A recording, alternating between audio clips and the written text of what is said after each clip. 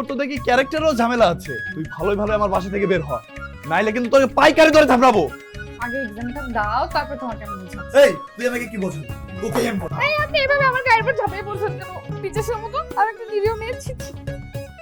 ছি ছি ছি, তুই যেমন ইবলিশ, তোর চিন্তা ভাবনাও ইবলিশের মতো।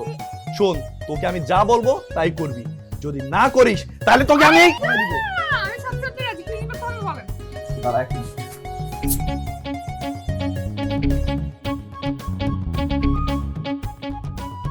দেখ, আমার এই ড্রেসে ওই বাচ্চা পটি করেছে, তোর এই ড্রেসটা ধুয়ে দিতে হবে।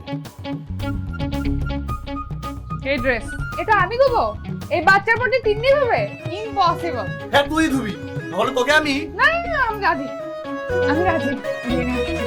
ঠিক আছে।